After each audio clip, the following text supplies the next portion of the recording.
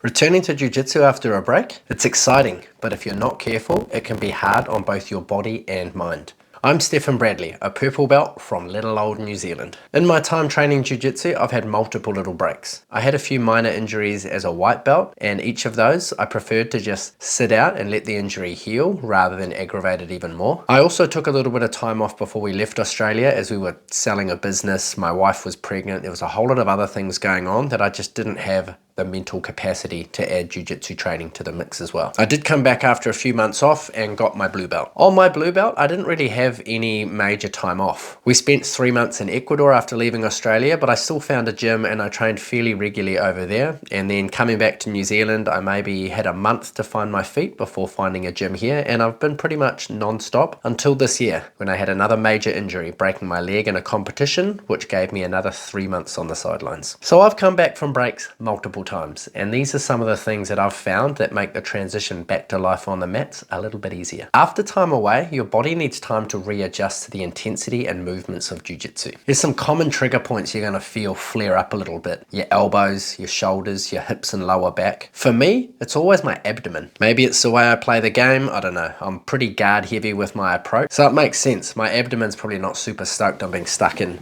this sort of position for 5 minutes at a time after months of doing nothing. And that's why a slow and steady approach is probably best when you're coming back from a big break. Find those partners that prefer to just do a flow roll. Or better yet, ask if you can just do specific drilling rather than getting straight back into rolls. That was one of the approaches I took when I came back from a broken leg. Because look, I hadn't been walking for 9 weeks. I had about 3 months off the mat. I'd lost a lot of strength and mobility in my leg, so I was very nervous with it to begin with. I was fortunate to have a few training partners that were more than happy to just work through positions from half guard. So we more or less went roll intensity, but just stayed in half guard. That way I could keep my leg right out of the mix. We pretty much set it up so that whoever was on the bottom had to try and sweep to get to the top, and whoever was on the top needed to pass the guard, and we would just reset from there. It was good to still get that roll intensity, but it was even better knowing that I could completely avoid my injury. So yeah, the first step, start slow.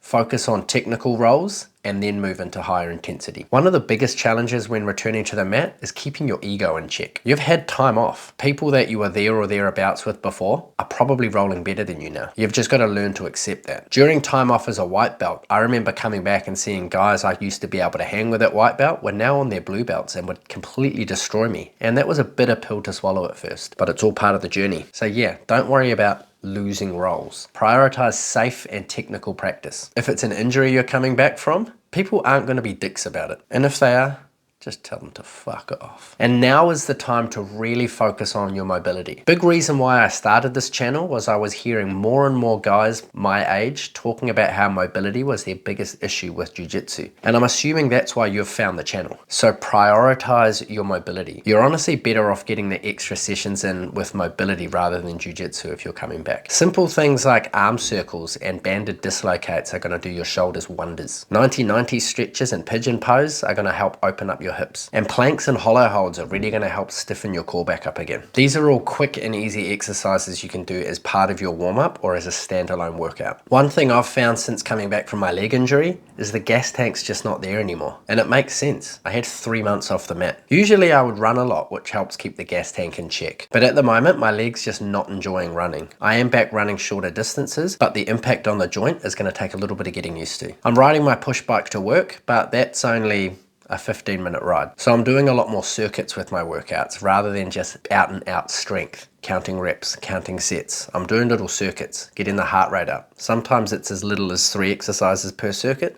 Sometimes I do as much as 10. Maybe it's time to consider doing a day on, day off. Circuit workout one day, jiu-jitsu session the next day. But try and focus on functional movements that use more muscle groups at one time. This is going to really force the joints to stabilize. Fuck.